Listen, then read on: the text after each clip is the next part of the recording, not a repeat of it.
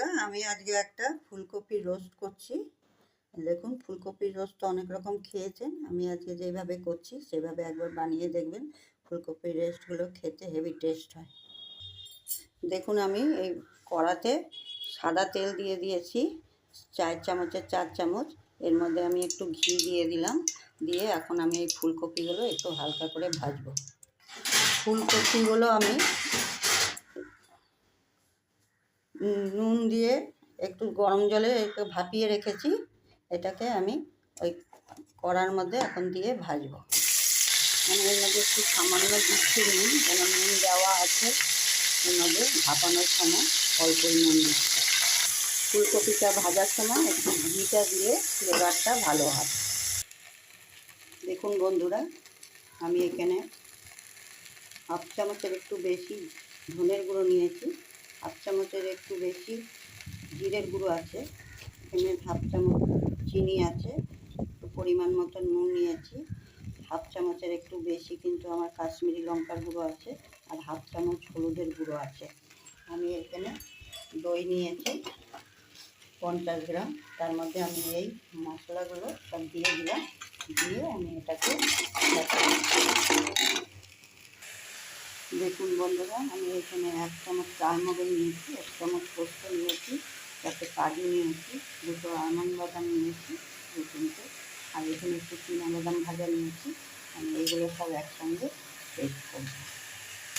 ফুলকপিটা আমার ভাজা হচ্ছে, আমি এখানে ওই যে দইয়ের মিশ্রণটা করলাম, এর মধ্যে আমি এটা দিয়ে আধা ঘন্টা রেস্ট করে রেখেছি।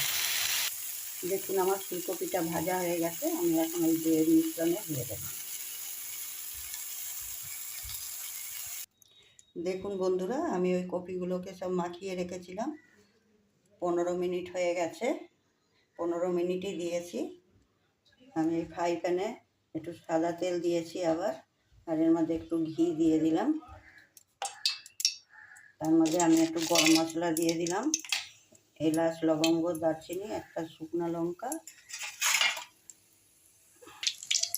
একটা তেজপাতা দিয়ে দিয়েছি ওর মধ্যে, আর এর মধ্যে আদা আর কাঁচা লঙ্কা বাটা দিয়ে দিলাম। এখানে 7-8টা কাঁচা লঙ্কা আছে, আর আদা আছে একটু পরিমাণ মতন, 1 ইঞ্চি 1.5 ইঞ্চি মতন আদা আছে। এর মধ্যে আমার আদা লঙ্কাটা হয়ে যাওয়ার পরে ওই যে কাজু, চালমগজ, আলমন্ড বাদাম, পোস্ত, এগুলো সব দিয়ে দিলাম, দিয়ে এগুলো এখন নাড়বো, নেড়ে তারপরে ফুলকপিটা দেবো। দেখুন বন্ধুরা, আমার ওই মশলাগুলো সব কষানো হয়ে গেছে, কাজু, আলমন্ড বাদাম ওগুলো। এখন আমি এর মধ্যে সেই কফি ভিজিয়ে রেখেছিলাম সেই মশলাটাই আমি দিয়ে দেবো, দিয়ে এটাকে দিয়ে কষাবো।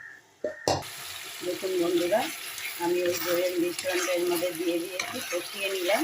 আমি ওর মধ্যে কাঁচা জিরা, কাঁচা ধনিয়া, সব কাঁচা মশলাগুলো আছে বলে আমি এটা কষিয়ে নিলাম। এভাবে কষিয়ে নিয়ে করলে দেখবেন কপির রোস্টটা খুব ভালো হয়। এটা নিরামিষ কপির রোস্ট। এটাকে এখন আমি আবার আরেকটু কষাবো মশলার সাথে। দেখুন বন্ধুরা, ফুলকপিটা দেওয়ার পরে আমি আরেকটু কষিয়ে নিয়েছি। এর মধ্যে আমি এখন একটু জল ঢেলে দেবো, কেন কপির ডাঁটাগুলো তো সিদ্ধ হয় না। আর একটু গরম মশলা গুঁড়ো ছড়িয়ে দিলাম, আর এখানে লাস্টে 1 চামচ ঘি দিয়ে দিলাম, দিয়ে এটাকে গ্যাসটাকে এখন একটু কমিয়ে দিয়ে তারপর একটু ঢাকা দিয়ে রাখবো। তারপর এটা আমার কমপ্লিট হয়ে যাবে ফুলকপির রোস্টটা। বন্ধুরা, ভালো লাগলে সাবস্ক্রাইব করে দেবেন।